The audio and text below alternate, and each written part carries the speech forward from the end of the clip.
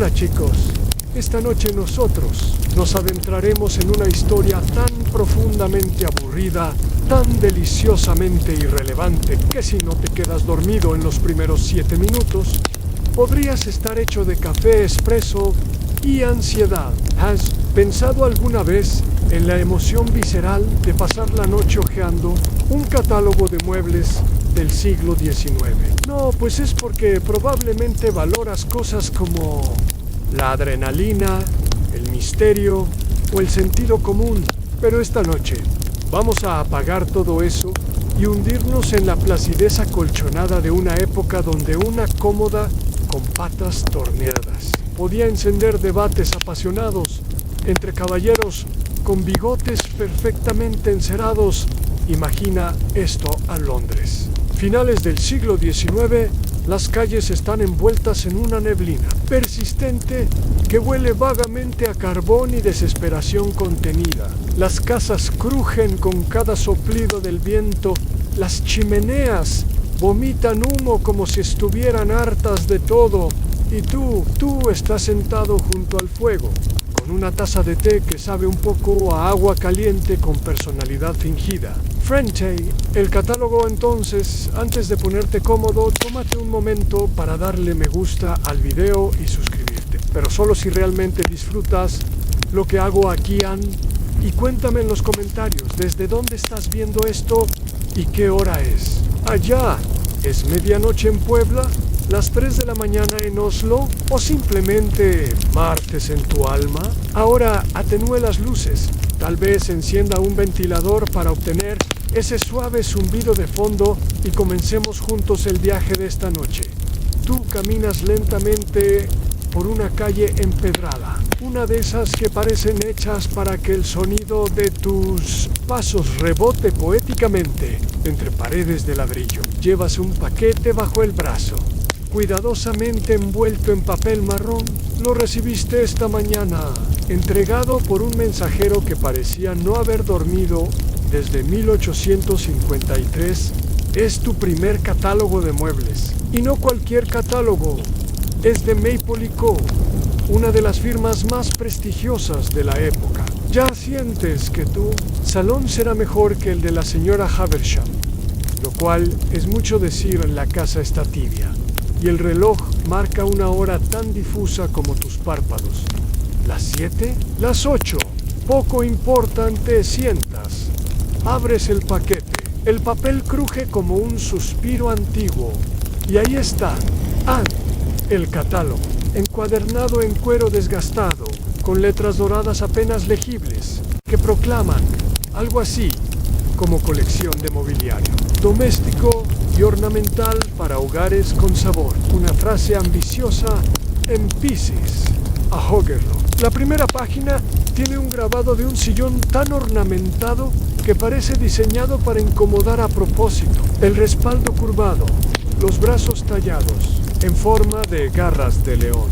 Y tú piensas, esto va en la sala o en un museo de tortura que sirve scones los domingos para oír velo bellamente inútil. Bellamente, y esa es la magia, andato histórico que no necesitabas en la era victoriana. Los catálogos de muebles eran símbolos de estatus por sí mismos. Tenerlos, coleccionarlos, citarlos en conversaciones como si fueran novelas. Algunos incluso los exhibían en las mesas de té, como si dijeran, sí, Marta, este mes he optado por el modelo de Chaiselong, con garra de grifo. Y tú, y no es exageración, los historiadores todavía debaten si los catálogos de muebles funcionaban como una especie de Pinterest impreso para las clases altas, o si, más bien, eran mecanismos de control social disfrazados de decoración. Mientras pasas las páginas, notas algo curioso. Cada mueble tiene un nombre, no silla o mesa, sino el modesto caballero, la dama de nogal, el silencioso bibliotecario. Sientes que estás leyendo una novela victoriana protagonizada exclusivamente por objetos inanimados, y no puedes evitar imaginar, si los muebles hablaran, ¿qué dirían? probablemente algo como: por favor, no pongas esa tetera hirviendo directamente sobre mi laca francesa. Bárbaro, en una página en particular te detiene en una mesa redonda con incrustaciones de marfil falso. Esperamos, rodeada de 4 sillas con respaldo en espiral. El texto es ideal para conversaciones intelectuales sobre Darwin, Dickens o la digestión dificultosa ante ríes suavemente. Tu gato, llamado probablemente Lord Cuchara, te mira con desaprobación en curiosidad excéntrica. Algunos muebles victorianos estaban diseñados con compartimientos secretos para esconder cartas de amor frascos Vicenta u jamón. Sí, jamón. Una cómoda francesa de 1872 tenía un cajón térmico oculto para guardar embutidos delicados. Porque claro, el jamón no debe jamás estar lejos del alma. La lectura del catálogo se vuelve casi hipnótica. Las líneas, las sombras, los grabados. Es como observar un documental que no necesita imágenes en movimiento. Tu respiración se sincroniza con el ritmo de las páginas. Tu mente empieza a vagar. ¿De verdad alguien necesitaba una silla de costura con doble reposapiés tallado? ¿O que esa lámpara parece haber sido hecha por un orfebre en un ataque de ansiedad barroca? Y sin embargo, lo quieres todo. Todo tiene sentido en este universo de patas, torneadas, terciopelo, eufemismos florales y nombres absurdos como el guardián del umbrelón. Tu cuerpo se hunde más en el sillón, tu vista se nubla suavemente, la voz de la ciudad allá afuera se apaga y tú, rodeado de muebles imaginarios, te sientes por primera vez en el día perfectamente aburrido. Recibes el catálogo con un entusiasmo que ni tú sabías que eras capaz de sentir por algo que no hace sonidos, no tiene botones y definitivamente no tiene wifi. Es un tomo grueso, casi intimidante, como si cargarlo demasiado tiempo pudiera alterar la curvatura de tu columna. Lo colocas con cuidado sobre la mesa, no solo por respeto, sino porque ese borde dorado parece mirarte con juicio si lo tratas. Como a una revista de supermercado, abres el catálogo por la página marcada con un hilo de seda. Porque, claro, los catálogos serios llevan marcadores como si fueran tratados filosóficos y descubres tu sección favorita, los sofás. Sí, así, sin ironía. Sofás en plural. Y no cualquier sofá, sofás con historia, con respaldo digno de una sinfonía de Tchaikovsky y patas, talladas por hombres que probablemente hablaban con acento francés aunque fueran de Leeds. Ahí estás tú, leyendo sobre un modelo de 1889, llamado el trono de reposo. La descripción dice: ideal para recibir visitas de mediana importancia, leer cartas sin remitente o llorar en silencio en las tardes lluviosas. ¿Quién escribió esto? ¿Un poeta desempleado? ¿Una señora con tiempo y una copa de Jerez? Ambos. Dato histórico ampliamente conocido en la época victoriana. Los sofás no eran simplemente muebles, eran declaraciones públicas de virtud. Tener un sofá grande indicaba que eras alguien que valoraba la familia, la conversación y el espacio para desmayarse de manera decorosa ante. Detienes en un diseño particularmente dramático un diván en forma de media luna, Farrar en terciopelo burdeos, con borlas que cuelgan como los pensamientos de alguien que ha leído demasiadas novelas góticas. La nota al pie indica que el modelo fue inspirado en los anhelos de la juventud y la severidad del padre ausente. Tú parpadeas. ¿Es eso una reseña emocional o un trauma hecho asiento? No importa. ¿Lo quieres? Mientras sigues leyendo, un pensamiento surge, somnoliento pero persistente. ¿Realmente necesitas un sofá así? No, pero en el mundo del catálogo necesitas todo. Aquí, los muebles no son objetos, son metas, estados de ánimo, metáforas con patas en curiosidad excéntrica. En 1871, una familia noble encargó un sofá tan largo que ocupaba una pared entera de su salón. El motivo era simple: nunca tener que tocar el mismo cojín que otro miembro de la familia. El sofá tenía 17 espacios delimitados, cada uno con su propia inicial bordada. Los historiadores todavía debaten si eso fomentaba la armonía o la misantropía.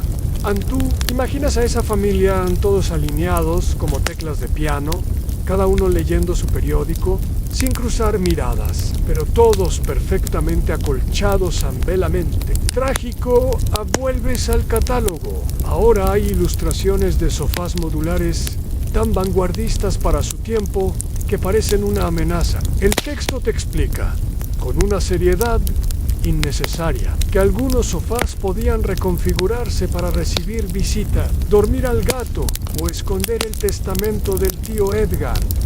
Todo tiene un propósito, aunque ese propósito sea absurdo, te detienes. En uno que afirma tener capacidad emocional para 3 personas tristes o una extremadamente decepcionada. Su respaldo es tan alto que parece diseñado para evitar que mires a alguien a los ojos. La tela está descrita como Color Vinyl Tenso, que no es técnicamente un color, pero sientes que lo entiendes mientras te sumerges en esas descripciones. Tu cuerpo empieza a acomodarse instintivamente, como si tú mismo fueras parte de una pieza de mobiliario. Mueves el cuello, ajustas la espalda. Sientes que has vivido aquí siempre. En este salón de ficción, tu atención se detiene en una página que está un poco más desgastada, como si otros lectores hubieran llegado. Aquí simplemente quedado dormidos. Es un modelo llamado El Refugio de las Señoras Sin Prisa. Está diseñado con una curva envolvente cosimaterna. La nota indica hecho para tardes de novelas tristes y contemplación de ventanas lluviosas. Tú piensas, eso no es un sofá, es una filosofía de vida en entre líneas.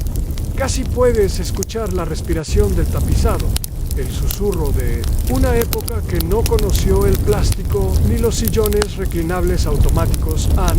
Y ahí, en medio de toda esta delicadeza, un chiste visual involuntario. Una ilustración de un sofá-cama con patas en forma de garras de ave, una lámpara que parece un pulpo con sueño y una alfombra tan recargada que amenaza con devorar los ojos. No puedes evitarlo. Sueltas una pequeña carcajada y esa risa, tan breve y tan suave, se desvanece en la habitación como el eco de una casa vacía. Estás tan metido en este mundo que cuando oyes un crujido real en tu sala, te preguntas si no será el trono de reposo materializándose para ti. El sueño empieza a apoderarse de tus párpados como si también fueran tapizados en brocado. Sigues pasando páginas, ya no leyendo, solo absorbiendo imágenes, botones, forados, boards, reading, dedos. Descripciones innecesariamente floridas. Todo huele a cera de muebles, a humo de chimenea, a tiempo detenido. Ni tú, lector adormecido, te dejas arrullar por la idea de que, tal vez, en algún rincón secreto de tu casa, hay un sofá esperando ser nombrado con dignidad victoriana. Pasas la página como si desenterraras un secreto enterrado entre los pliegues del terciopelo inglés. Y ahí lo ves, una doble hoja dedicada exclusivamente a los sofás más distinguidos del año. 1892, hay uno que llama tu atención de inmediato. No por su comodidad aparente, ni por su funcionalidad, sino porque parece una criatura salida de una ópera que nunca termina. El texto dice: sofá de 3 cuerpos con respaldo abombado estilo napoleónico, ideal para recibir visitas o para mirar al infinito con desaprobación silenciosa. Tú asientes lentamente. Sabes exactamente lo que significa mirar al infinito con desaprobación. Lo hiciste la última vez que alguien te sirvió en una taza con publicidad. Pero luego, un pensamiento se mete por la rendija de tu conciencia, y si estos sofás no eran solo muebles, sino símbolos de guerra social, porque Sí, entre las líneas de los catálogos hay algo más que terciopelo y patas talladas. Hay estatus o un dato histórico ampliamente conocido en la Inglaterra victoriana. El mobiliario del hogar era una extensión directa del carácter moral tener en sofá. Demasiado exuberante podía indicar vanidad, demasiado sencillo y era sospechoso de apatía. Había una línea invisible entre buen gusto y sospecha social, y los sofás caminaban justo sobre ella con patas torneadas. Así que cuando tú decides que necesitas ese sofá, no es solo por su silueta elegante o sus reposabrazos acolchados, sino porque dice algo de ti. Dice que sabes vivir, que sabes sentarte, que sabes esperar con dignidad, que podrías mantener una conversación sobre colchas bordadas sin quedarte dormido a la mitad, aunque ahora sería útil que sigan. Pero el catálogo te ofrece más. Te ofrece la posibilidad de imaginar salones enteros. Te lo construye en la mente, con palabras como cornisa decorativa, tapiz flamenco, en tonos rubor y pata de cabra estilizada. Lo visualizas, lo amueblas mentalmente. Empiezas a preguntarte si tu vida entera no ha sido hasta ahora una espera silenciosa por el sofá correcto justo cuando crees que no puedes caer más profundo en la madriguera tapizada. Llega la sección de salones ejemplares aquí. El catálogo se desborda de sí mismo. Cada página te muestra grabados de salas perfectas, equilibradas como haikus domésticos. 2 sillas gemelas junto al fuego. Una lámpara en forma de querubín sosteniendo un racimo de uvas que, por alguna razón, parece estar a punto de llorar. Cortinas pesadas como el juicio de tu tía abuela. Curiosidad excéntrica. Existía una tendencia entre ciertas familias victorianas de mantener un salón de exhibición donde nadie vivía realmente. Se usaba solo para visitas especiales o para aparentar cierta armonía estética familiar. A veces se cerraba con llave, como una especie de jaula de oro para muebles. Imagínalo. Compras los muebles más caros, los distribuyes meticulosamente, los limpias con devoción y luego los encierras para que no sufran las tragedias del uso humano. Y tú, en tu modesto salón actual, quizás compartiendo sofá con una taza de avena fría, piensas, ¿no es eso exactamente lo que uno haría con una lámpara de 72 libras de cobre en forma de águila? Los historiadores todavía debaten si estos salones de exhibición funcionaban como templos del gusto o como escenarios de autoengaño burgués, pero tú no estás aquí para juzgar.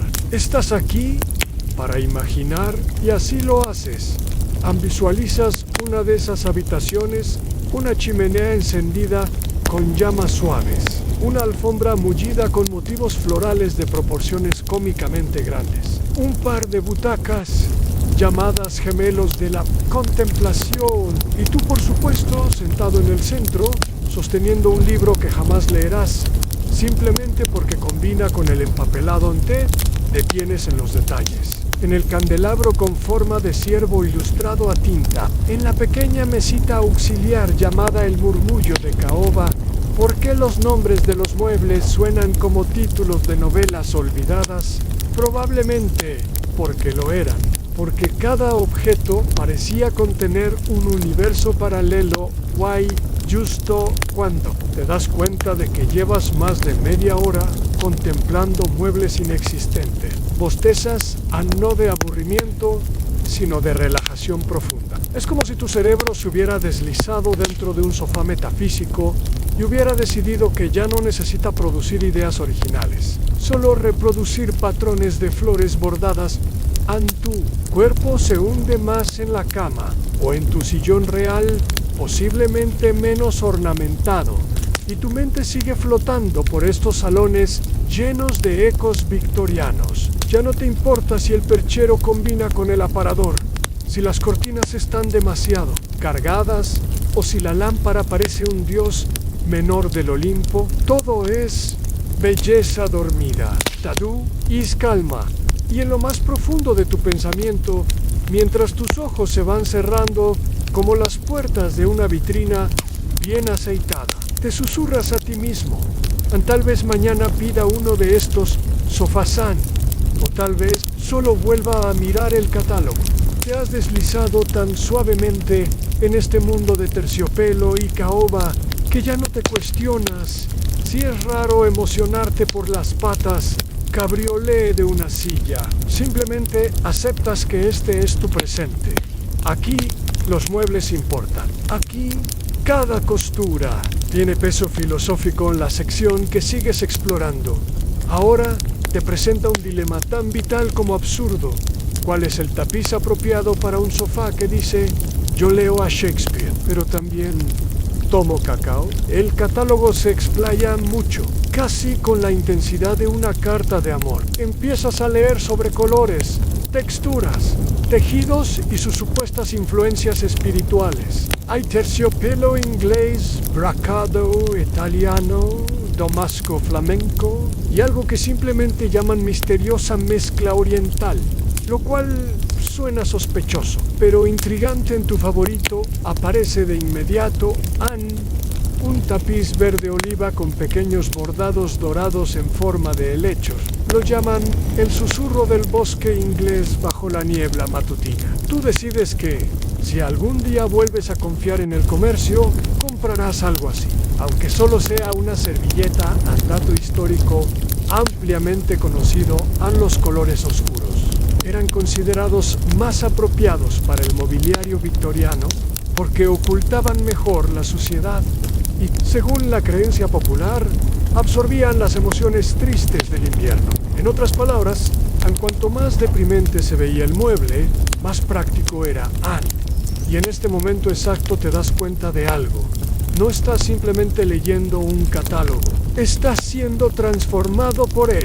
Te conviertes en una especie de crítico interior. Juzgas un patrón floral con la misma seriedad que otros reservan para tratados legales. Hay una butaca con tapiz de rayas burdeos y beige que te provoca una reacción visceral. ¿Acaso no sabe esa butaca que ya no estamos en 1861? Luego aparece un patrón particularmente agresivo en rosas gigantes con espinas visibles. El texto asegura que fue un diseño muy popular entre damas con carácter firme y gatos con opiniones. Tú haces una pausa, vuelves a mirar el diseño. Decides que no eres lo suficientemente valiente para ese tapiz ampero. Entonces, un hallazgo. Un rincón del catálogo titulado Disonancias permitidas. Van como romper las reglas con clase. Aquí, el texto se pone provocador. Suggery combina terciopelo con lino. Usar cortinas de un color que no aparece en ninguna otra parte de la habitación. Colocar una silla roja en un salón azul solo porque sí. En los historiadores todavía debaten si estos consejos eran guiños progresistas para las mentes artísticas o una forma elegante de justificar errores de imprenta. Tú, claro, te sientes revolucionario. Empiezas a imaginar un salón donde todas las reglas se rompen suavemente, donde los muebles no combinan, pero coexisten como una novela coral con muchas voces. ¿Y si pones un sofá gris junto a una alfombra dorada? ¿Y si cuelgas una cortina rosa empolvada junto a una silla tapizada en azul petróleo? ¿Y si simplemente te rindes al caos organizado de lo que te gusta? Curiosidad excéntrica: algunas familias victorianas cubrían sus muebles de verano con fundas de lino blanco durante el invierno, no para protegerlos, sino porque creían que el alma del hogar necesitaba reposo visual cuando los días eran cortos. Es decir, cubrían sus sillones porque estaban emocionalmente cansados. Tú lo entiendes. Hay algo en esa imagen. Una habitación cubierta de sábanas blancas como un escenario antes del acto final, que te arrullan. Te parece casi un gesto poético. Casi a las descripciones del catálogo empiezan a repetirse. Te das cuenta de que muchas frases son variaciones de otras anteriores, que el lenguaje está diseñado para reconfortar, no para innovar, que decir tejido de noble resistencia 5 veces en 4 páginas. Es una forma indirecta de decir, esto es aburridamente duradero pero eso, en sí mismo, es parte del encanto, porque ahora tú también has entrado en ese ritmo, el ritmo de los catálogos. Un ritmo sin sorpresas, predecible como el tic-tac de un reloj de péndulo en un salón en penumbra y en medio de esa constancia encuentras paz en tu respiración, se alinea con el movimiento de tus ojos, tu cuerpo se acomoda mejor y el mundo, el real, empieza a desdibujarse. Ya no escuchas el tráfico afuera ni las notificaciones de tu celular. Solo escuches, en algún rincón profundo de tu mente, el roce de una cortina gruesa, el crujir de una silla de nogal, el suave golpeteo de lluvia contra un ventanal inexistente. Estás flotando entre texturas, entre terciopelo oscuro, seda áspera y tapiz floral, entre frases cuidadosamente diseñadas para convencerte de que, sí, el tono vino seco es lo que siempre necesitaste en un sillón, entre la certeza reconfortante de que los muebles, al menos, nunca te interrumpen. Y si cierras los ojos, Justo, aún puedes ver aquel sofá con bordado de lechos. Lo ves claro, lo ves tuyo, lo ves esperándote. Sigues navegando el catálogo con la determinación somnolienta de quien ya no busca un mueble, sino un lugar en el mundo. Y justo cuando creías haberlo visto todo, aparece una nueva sección, como un susurro entre páginas ansalones de alta sociedad. Hay estudios de caso imaginario, sí, y hay estudios de caso de casas que probablemente nunca existieron, pero que sirven de ejemplo sobre cómo deberías vivir si tu herencia genética incluyera al menos un vizconde en la ilustración.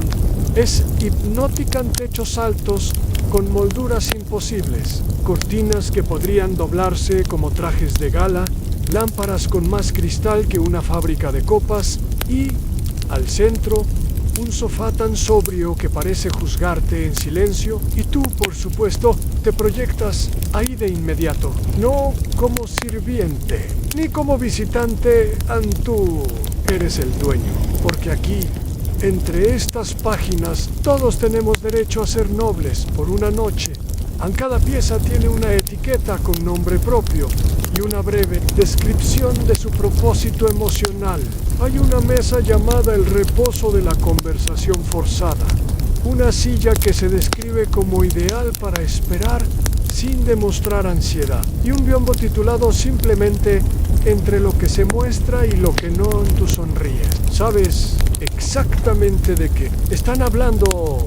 Dato histórico ampliamente conocido. Los victorianos eran expertos en diseñar espacios para funciones sociales específicas. No se trataba solo de tener una sala, sino de tener una para recibir, otra para leer, una para esperar que te recibieran y otra, incluso, para llorar de manera privada y decorosa. Sí, existía en el boudoir. Y tú, mientras sigues con la lectura, te das cuenta de lo profundamente performativos que eran estos espacios. Todo tenía un propósito oculto. Cada mueble decía algo de ti, sin necesidad de hablar. La dirección de las sillas mostraba quién estaba abierto al diálogo. El color del sofá marcaba la gravedad de la conversación. La ausencia de cojines podía sugerir que no se toleraba el ocio. Los historiadores todavía debaten si esta hiperfuncionalidad era una forma de control psicológico o simplemente una consecuencia de no tener Netflix. Empiezas a soñar con tu propio salón ideal construyes lentamente. Imaginas un rincón de lectura junto a la ventana, con una butaca forrada en terciopelo azul y una lámpara de brazo móvil en forma de golondrina. Colocas una pequeña mesa de té, con un plato que no sirve para nada más que para sostener una galleta olvidada. Y por supuesto, el sofá, el de 3 plazas, ligeramente curvo, color corteza húmeda, con cojines que parecen estar rellenos de remordimientos suaves. Pero no estás solo en tu salón mental. Entra una figura difusa. Puede ser una visita, un fantasma educado o simplemente la encarnación de tu criterio estético. Se sienta en silencio. No hablan, solo contempla la lámpara. Yo también. Y por un momento perfecto, ambos están de acuerdo en curiosidad excéntrica en ciertos hogares victorianos. Era común entrenar a las visitas a sentarse en los lugares adecuados. El anfitrión usaba objetos colocados estratégicamente. Una revista, una taza, una bufanda, para guiar al visitante sin palabras. Sentarse en el lugar equivocado podía verse como una microofensa social. Y tú, como buen lector entrenado en las reglas invisibles del salón, ya sabrías exactamente dónde. Justo en la esquina izquierda del sofá principal, donde el respaldo hace una curva leve y la lámpara de lectura no te da en los ojos. Es ahí donde tu mente empieza a instalarse. Literalmente acomodas en la cama como si fueras ese sofá. Te alineas con las líneas del grabado. Cierras los ojos solo para comprobar cómo se vería la habitación desde la perspectiva de una alfombra ahí. Y cuando los abres otra vez, hay una nueva página ante ti. Esta vez, no una ilustración, sino un plano completo de una casa ejemplo. La llaman la residencia del buen gusto. En ella, cada habitación está etiquetada no por su uso práctico, sino por su carga emocional. El cuarto del sosiego temprano, la galería de las conversaciones aceptables, el salón de las reflexiones tibias. Tú asientes lentamente. Sabes que cada una de esas habitaciones es una promesa y que el catálogo, lejos de venderte muebles, te está vendiendo formas de estar, formas de ser. Y lo mejor de todo es que no necesitas comprarlos, solo necesitas verlos y luego dormir, con la idea de que alguna vez alguien creyó tanto en la importancia de una mesa de rincón, que la dibujó 3 veces desde diferentes ángulos. En tu mente se afloja como un cojín usado. Tus pensamientos se acomodan como bandejas de tesobre. Una mesita, central, y tú, entre ficción y madera tallada, entre cojines decorativos y luces de gas, empiezas a flotar porque, al final del día, un buen salón, geau o imaginary, no es más que un abrazo estático. Y tú, en este momento, estás perfectamente abrazado. La siguiente página del catálogo no es una ilustración ni un plano han tratado. Un texto largo, elegantemente justificado, titulado Anne, sobre el noble arte de colgar sombreros. Y tú, con los párpados ya rendidos y el cerebro funcionando a velocidad de desfile lento, te lanzas de lleno, porque, vamos, ¿cómo resistirse a una explicación victoriana sobre percheros? La primera frase es gloriosa. En todo hogar respetable, el recibidor debe contar con un perchero de carácter moral firme y presencia tranquilizadora. Tú detienes la lectura, porque sí, acabas de leer que un perchero debe tener carácter moral. Te preguntas, en silencio, ¿y si el mío es un cobarde? ¿Y si he estado colgando mis abrigos en un traidor pasivo todo este tiempo? Dato histórico ampliamente conocido durante la época victoriana. El recibidor era visto como el rostro de la familia. Su misión era impresionar a cualquier visitante incluso antes de que éste entrara al salón. Y el perchero era su centinela. De ahí que algunos fueran auténticas piezas escultóricas con ganchos en forma de serpientes, caballos alados o, en un caso documentado, una réplica en miniatura del Parlamento inglés. Más, el catálogo ofrece una clasificación detallada de tipos de percheros. El perchero conversador, con espejo incorporado y espacio para correspondencia. El perchero de silencio, alto, sobrio, sin ornamentos, ideal para casas con luto reciente. El perchero engañoso, que que parece una escultura, pero en realidad es solo para paraguas. Y mientras lees, empiezas a imaginar escenas completas en torno a estos objetos. Una visita llega. La criada abre la puerta. La visitante entra con paso firme. Pero, ¿dónde colgará su sombrero? La tensión flota en el aire. El perchero está lleno. La mirada se dirige a ti. Y tú, el anfitrión, solo puedes decir, claro tenemos. Otro perchero. En la sala de estar en escándalo social. ¡Colapso de reputación!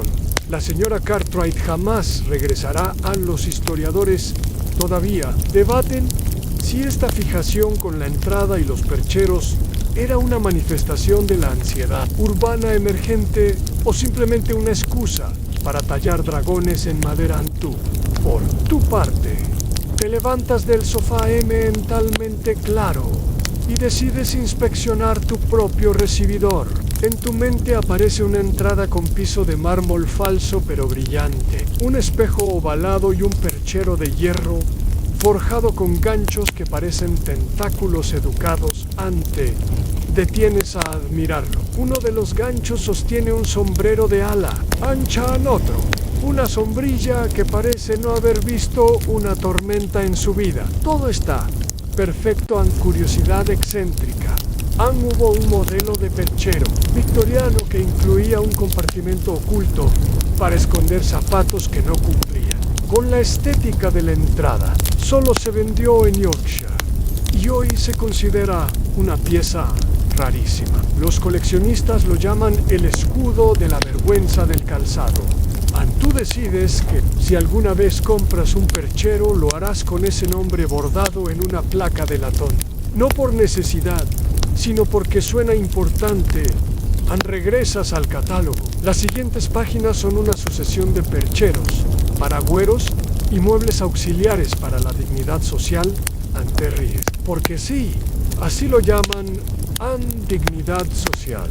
Como si la dignidad fuera algo que se pudiera colgar al lado del abrigo. Tu atención se detiene en un modelo llamado el Guardián del Umbral. Mide más de 2 metros. Tiene una pequeña bandeja para monedas, un cajón secreto y un espejo redondo. En el texto asegura que refleja solo las intenciones verdaderas del visitante. Tú parpadeas. Un perchero que juzga, que sabe lo que tramas. ¿Y sí?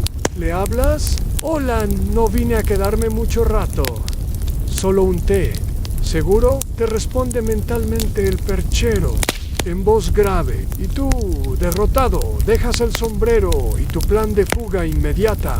En tu mente empieza a flotar, entre ganchos de bronce y maderas. Nobles, entre la idea de que todo objeto tiene una función secreta, y esa función es saber más de ti que tú mismo. Poco a poco, dejas de leer. Solo observas los percheros, se vuelven árboles. Las sombrillas parecen alas. Los bastones descansan. Como soldados retirados, todo en esa entrada imaginaria es equilibrio. Y tú, en medio de ella, te sientes como una carta recién llegada, esperando ser abierta. El zumbido suave del ventilador de fondo, si es que lo encendiste, se alinea perfectamente con el sonido mental de una puerta, cerrándose con suavidad. Y al otro lado, tú, con pantuflas y completamente dormido. Ahora que has dejado atrás el mundo del perchero moralmente firme, te encuentras en medio de una obsesión peculiar: la simetría. En la Inglaterra victoriana, la simetría no era solo una cuestión estética, era casi un mandamiento social, una forma de mantener el universo en orden, o al menos que tu sala pareciera ordenada cuando llegaran las visitas. Pasas las páginas del catálogo y notas que casi todos los muebles están organizados en pares. 2 sillones idénticos flanqueando una mesa, 2 lámparas gemelas en una consola, 2 jarrones, 2 cojines, 2 tapices colgados a la misma altura. Un mundo diseñado para que nada se salga del lugar, para que ni el polvo se atreva a desentonar. Dato histórico ampliamente conocido, la simetría era vista en la época victoriana como un reflejo de la armonía moral. Un salón simétrico indicaba una mente equilibrada y una familia respetable. Por eso, los muebles se disponían siempre en pares o tríos cuidadosamente calculados, en curiosidad excéntrica. Algunos diseñadores victorianos llegaban a medir la distribución de los muebles con reglas de carpintero para asegurarse de que todo estuviera perfectamente alineado al milímetro. Los historiadores todavía debaten si esto se debía a un trastorno obsesivo social o simplemente a un gusto estético muy rígido. Mientras hojeas, piensas en la cantidad de tiempo que alguien debía dedicar a desempolvar cada objeto y luego colocarlo exactamente en su sitio. No un centímetro más a la derecha, no un centímetro menos a la izquierda. Debía ser agotador, ni el polvo. En este mundo de orden riguroso, el polvo era el enemigo invisible, el traidor silencioso. Un solo mota fuera de lugar podía causar un pequeño escándalo en la familia, o al menos un ceño fruncido y un comentario susurrado en voz baja. Visualizas a una señora con guantes largos y una plumilla en mano, acechando cada superficie con la precisión de un detective. El polvo no tenía escapatoria. Era una batalla constante que requería estrategia y paciencia infinita. Te das cuenta de que, en cierto modo, este celo por la limpieza y el orden era un refugio, un intento de controlar algo en un mundo que podía ser caótico y oscuro, y los muebles, perfectamente alineados, eran la línea de defensa. Piensas en cómo esta obsesión podría parecer ridícula hoy en día, pero en ese entonces era una forma de afirmar tu lugar en la sociedad, demostrar que tenías control sobre tu entorno y, por extensión, sobre ti mismo, mientras tu mente flota entre líneas rectas y bordes perfectamente paralelos. Un pensamiento irónico cruza tu cabeza. ¿Qué tan aburrido debe ser un mundo donde el polvo es la mayor amenaza? Y justo cuando te preguntas eso, sientes como tus párpados se vuelven más pesados, como la simetría de tu respiración se alinea con la simetría de esos muebles, como todo comienza a encajar en un orden invisible que te envuelve y te arrulla, porque en la quietud de un salón victoriano perfectamente alineado, incluso el aburrimiento tiene su encanto. Tu mente, cada vez más ligera, te lleva ahora a otro rincón fascinante del catálogo, a los escritorios y sus secretos. Porque en la época victoriana, un escritorio no era solo una superficie para escribir, sino un santuario personal, un cofre de secretos y a veces una trampa para correspondencia no deseada. Abres la sección y te topas con nombres como el confidente de Caoba o el guardián de la Plumantée.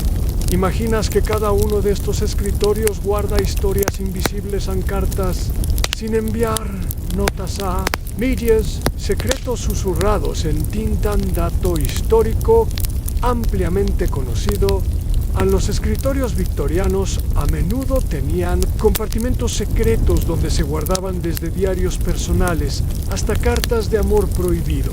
Algunos incluso tenían mecanismos ocultos para proteger la privacidad, adelantándose siglos a la seguridad digital moderna. Y aquí te sorprende una curiosidad.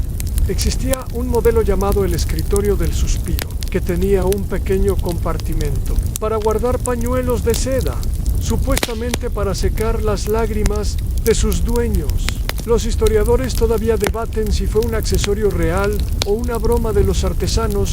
Mientras recorres las imágenes, te fijas en los detalles, en cajones con llave, superficies pulidas, incrustaciones que parecen mapas secretos. ¿Quién habrá escrito en estos escritorios? ¿Qué pensamientos habrá plasmado? ¿Qué decisiones habrá tomado? Piensas en la soledad de esas horas, en la pluma raspando el papel, en la luz tenue de una vela, en el sonido casi imperceptible de un reloj, marcando el paso del tiempo mientras las palabras se acumulan lentamente en un chiste, se desliza en tu mente. Si los escritorios pudieran hablar, probablemente se quejarían de la cantidad de café derramado y de las excusas escritas para no asistir a cenas aburridas, y mientras te sumerges más, te das cuenta de que, como con los sofás o los percheros, no es solo una cuestión de función, es una cuestión de presencia, de cómo estos muebles definen un espacio íntimo, casi sagrado. A tu respiración se vuelve más lenta, la habitación se vuelve más cálida y tú comienzas a sentirte como si estuvieras sentado frente a uno de esos escritorios. Pluma and Mono, listo para escribir el último capítulo de un libro que nadie leerá en este momento. El mundo exterior se desvanece y solo queda el susurro de la madera, el roce del papel y la promesa de que, aunque aburrido, el catálogo sigue contándote una historia. Al seguir pasando las páginas, te encuentras con una sección dedicada a las lámparas y su importancia en la iluminación victoriana. No te sorprende que incluso la luz tenga su propia categoría, porque en esa época, saber iluminar un salón era casi un arte místico. El catálogo detalla lámparas de aceite, candelabros ornamentales y hasta diseños con pantallas de cristal pintado a mano.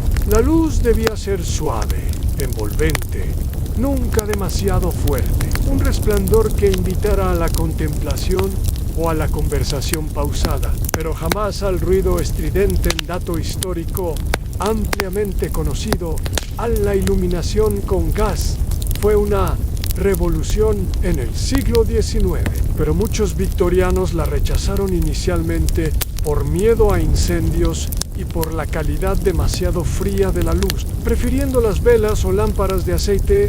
Una curiosidad excéntrica, había lámparas con compartimentos secretos para esconder pequeños objetos personales como cartos o joyas, lo que hacía que fueran no solo fuentes de luz, sino también cofres de tesoros. Los historiadores todavía debaten si esas lámparas fueron precursores de las cajas fuertes modernas. Mientras imaginas esa luz tenue, te percatas de que el efecto es hipnótico, casi un baile lento de sombras que se proyectan sobre las paredes tapizadas y los muebles pulidos. Te viene a la mente la sensación de estar envuelto en un abrazo tibio y silencioso, como si la luz misma te cuidara. Mientras exploras esos espacios, en el texto menciona incluso la posición ideal de las lámparas para crear un ambiente de serenidad. Contempla Chivaú y te sorprendes por lo mucho que eso suena a una invitación para dejarse llevar al sueño. En un pensamiento se cuela. Probablemente ningún sofá victoriano hubiera sido completo sin su lámpara compañera, la fiel guardiana de las noches largas y los silencios profundos. Al cerrar el catálogo mentalmente, ya casi listo para dormir, te das cuenta de que cada objeto, desde el perchero hasta la lámpara, contribuye a crear una atmósfera perfecta para la tranquilidad y el descanso. En ese instante, sientes que no solo has leído un catálogo, sino que has caminado por un mundo donde cada mueble, cada luz y cada sombra está diseñada para abrazarte suavemente y llevarte al sueño con calma y dignidad. El catálogo te guía ahora hacia una sección fascinante: las alfombras y tapetes. Estos no son meros accesorios, sino elementos centrales en la creación de un ambiente acogedor. Por supuesto, en la demostración del estatus social, a la textura, el patrón y el color se describen con un cuidado casi reverente, como si cada hilo contara una historia. El texto explica que las alfombras no solo protegían los suelos fríos, sino que amortiguaban los sonidos, creando un santuario silencioso dentro del hogar. Esa quietud era un bien preciado en la época, un refugio contra el bullicio creciente de la era industrial. Dato histórico ampliamente conocido a las alfombras orientales.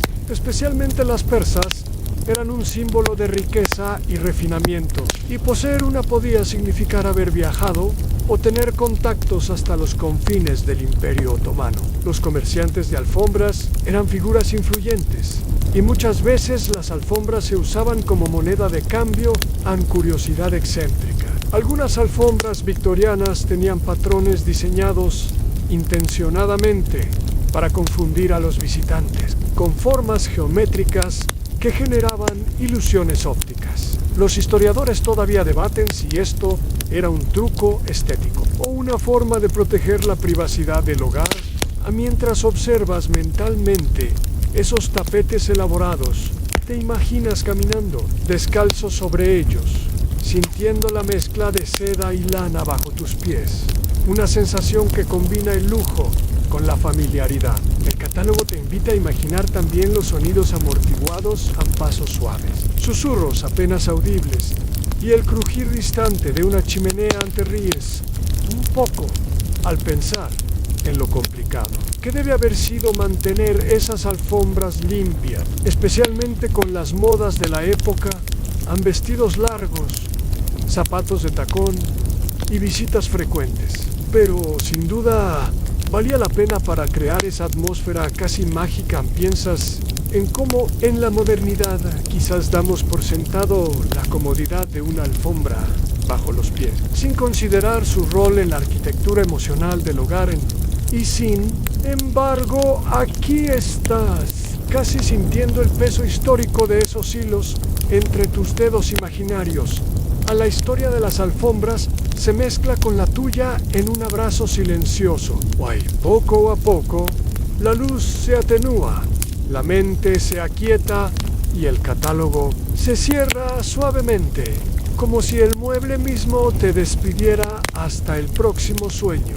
El catálogo te lleva ahora hacia los pequeños detalles que, aunque discretos, hablaban mucho en un hogar victoriano. A las mesitas auxiliares y sus múltiples funciones. No son solo muebles de apoyo, sino piezas clave en el escenario de la vida cotidiana, que permiten sostener desde una taza de té hasta un pequeño relicario familiar. La descripción es meticulosa. Hay mesitas de caoba pulida con cajones secretos, otras con superficies de mármol blancas que parecen hechas para reflejar la luz de las velas, y algunas decoradas con motivos florales tallados a mano. Cada una parece una miniatura de arte funcional andando. Histórico, ampliamente conocido, en las mesitas auxiliares.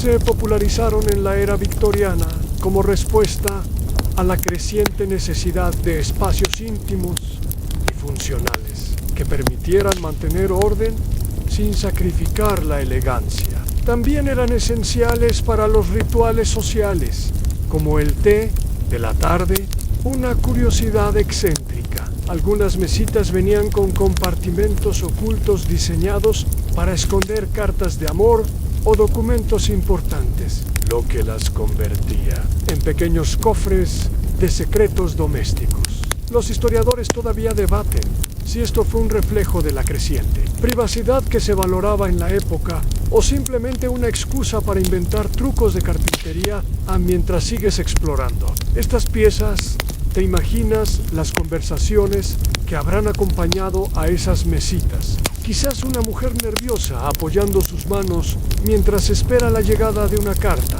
o un caballero que descansa su copa y piensa en las decisiones del día. En el ritmo de tu respiración se vuelve lento, acompasado con el suave golpeteo imaginario de una cucharilla contra una taza de porcelana. Sientes la textura de la madera en la punta de los dedos, el frío delicado del mármol y el aroma tenue de la cera para muebles que perfuma la estancia.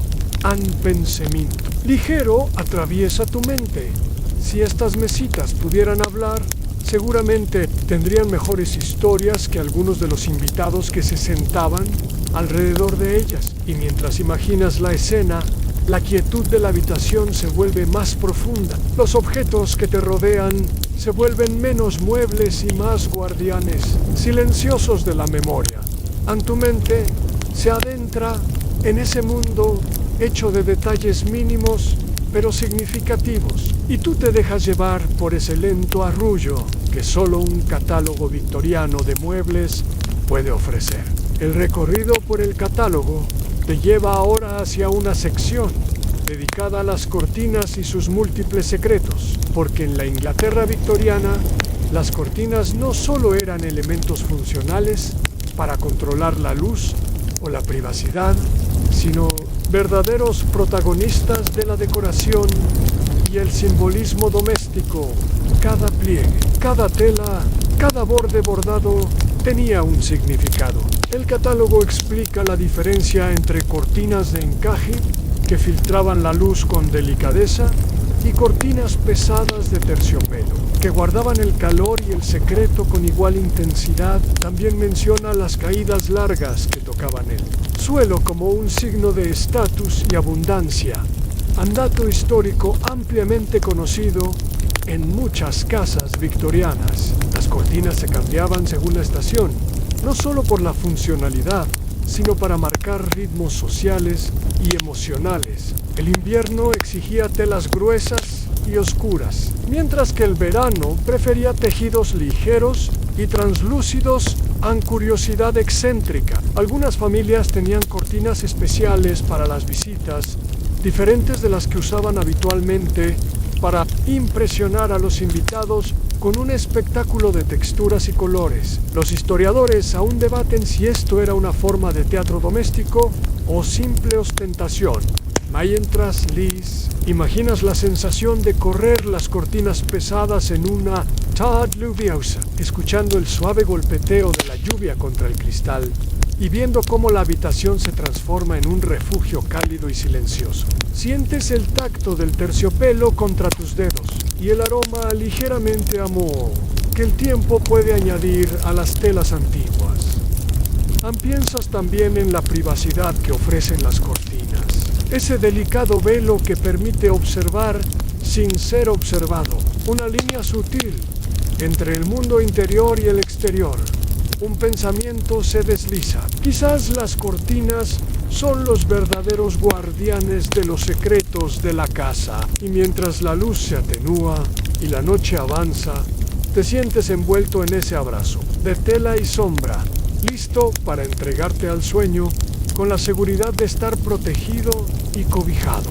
Avanzas ahora hacia la sección del catálogo dedicada a los relojes de pared y sobremesa. Esas piezas que en la era victoriana no solo marcaban la hora, sino también el ritmo de la vida social y familiar. Cada tic-tac era una declaración de orden, puntualidad y, por supuesto, respeto a las normas del tiempo que regía la sociedad. En el catálogo detalla una variedad impresionante de estilos, desde relojes de péndulo con elaborados grabados hasta pequeños relojes de mesa con detalles en bronce dorado y esferas de porcelana pintada. Se destaca la importancia del sonido, que debía ser suficiente para marcar el paso del tiempo sin perturbar la serenidad del hogar. Dato histórico ampliamente conocido en la invención y popularización del reloj de péndulo a finales del siglo XVII revolucionó la forma en que las personas percibían y organizaban el tiempo.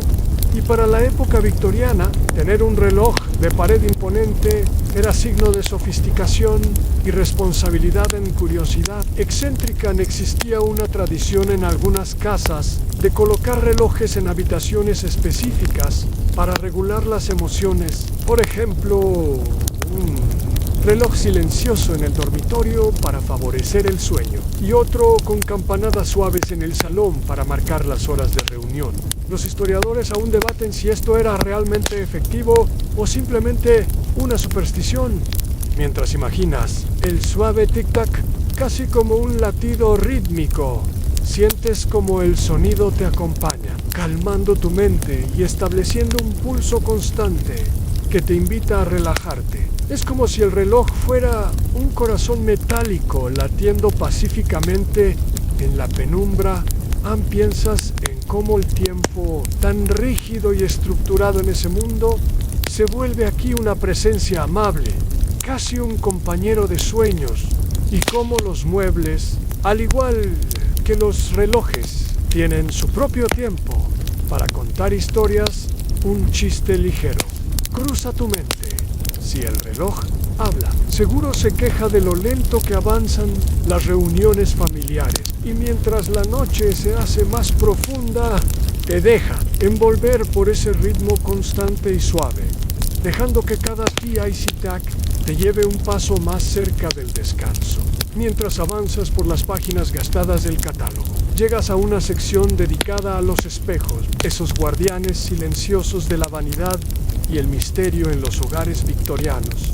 No son simples reflejos, son portales que capturan la luz, multiplican los espacios y a veces guardan secretos más profundos.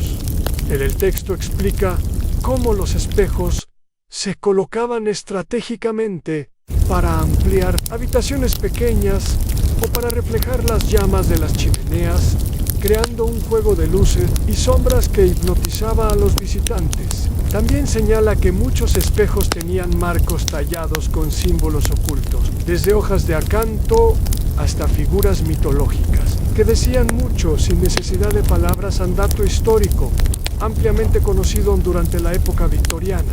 Los espejos eran objetos caros y de lujo, y su presencia en una casa indicaba estatus social.